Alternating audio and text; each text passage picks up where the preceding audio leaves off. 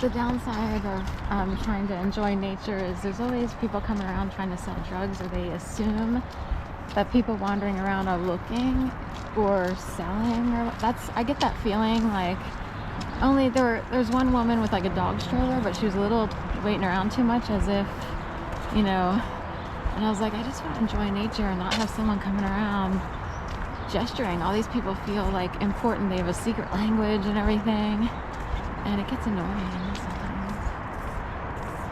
It's like, don't you love these birds? And these birds would die, right, if they were fed drugs, wouldn't they? And who would want to hurt these innocent birds?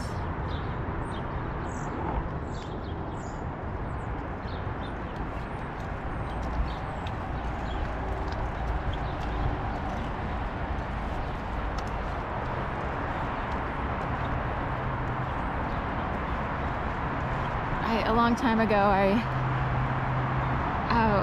was with a friend and her family. They wanted to go like to Lion Country Safari or some sort of thing. I forget, it was local-ish, because if I was with them, I don't know how we were all together going to some special park, unless I was already, I have no idea how that happened, but unless it was Six Flags Great Adventure or something. Anyway, there's a drive-through portion where you look at all the wild animals, and there were like 50 million signs saying, please do not feed the animals human food, like Cheetos. But for some reason, this family had to feed them all the CRAP from snack bags and stuff. And it's like someone later said, oh, they're gang stalkers, or they, you know, that's one term. They like to upset people who are basically good people. It's actually a serious matter. I mean, it's bad enough that people eat that CRAP. It will show up.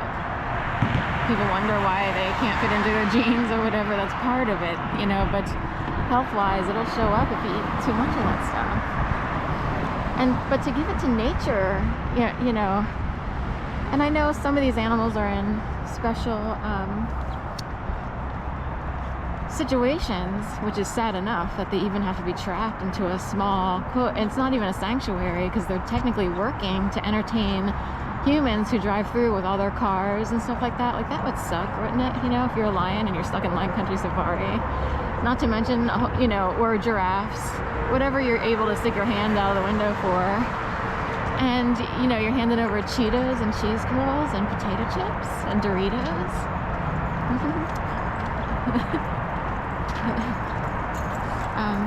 Isn't that irritating? Who does that?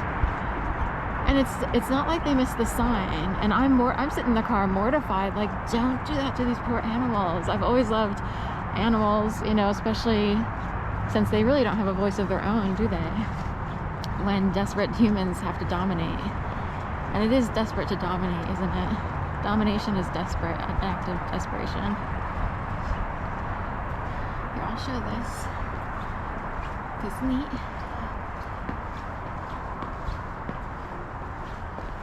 So this is the middle. Sometimes I forget exactly where the middle is of this interesting condo.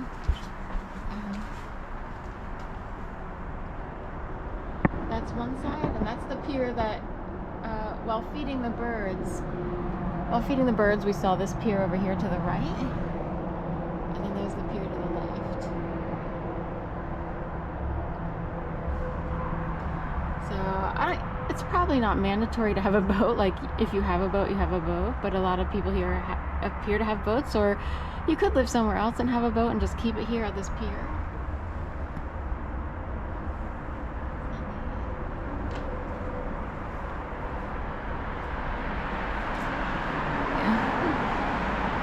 I'm sure it's pretty expensive to live there, even though the condos are modest. I don't know if they're multi-layer, like 2 or 3 floors, or if they're each like one unit, like 1 floor, 1 unit.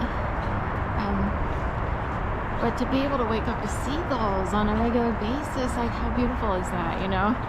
And there's something about cold weather and seagulls, like, you know, I'm reminded of a video made in Seattle by 4K City and Nature Walks guy, and I refer to it often. There's one that's up in the million range of views, like a couple million, and it's during the pandemic, I think, but it snowed, and he walks out at like 5 or 6 in the morning, and it starts off with all these seagulls kind of, you know, crying, squeaking, or, you know, chirping, whatever you want to call it, what they do.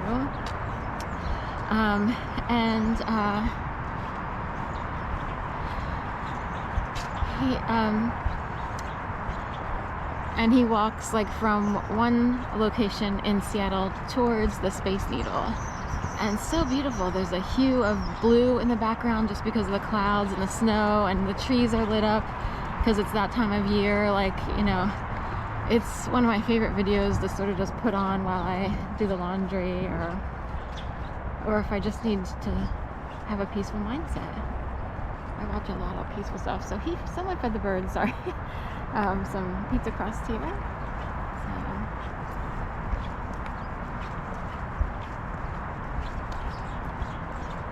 the sun is rising here, and walking north towards the Ben Franklin Bridge. A nice morning Sunday walk from Center City.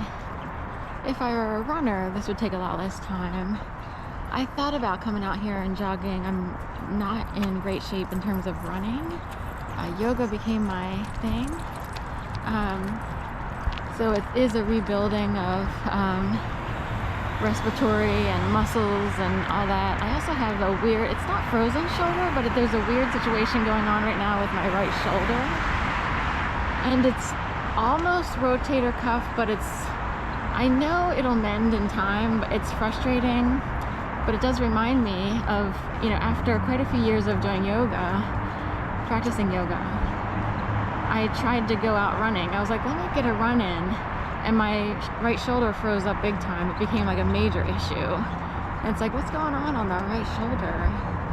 Can it be fixed? Because that's, you know, so that guy's trying to run with his dog. This guy's got a dog who wanted to play with that dog, you know. I don't know if the pier is, oh, people are on it. Should we walk out to this pier also? The beauty of living out here, there's pros and cons of living in different locations in the city, but out here you're kind of separated from a lot of riffraff, or just the hustle and bustle and noise. So it's peaceful out here, but then on the other hand, some people love to be part of it when you can walk right out your door and, you know, already you're, you know, if you don't want to be lonely, like in downtown, da, da, da, da. There's a song where it's like there's always something to do in the city, and, you know, people are and aren't lonely. It's like they had to put this, that sticker's been around for 20 years, all over the city, and it's the idea that she's trapped somewhere in Pizzagate land. So it plays a lot into the idea, like, where did someone sink someone's body and no one knows? Like, she's, you know, someone who wound up on the streets for one reason or another, or was driven there, or who knows.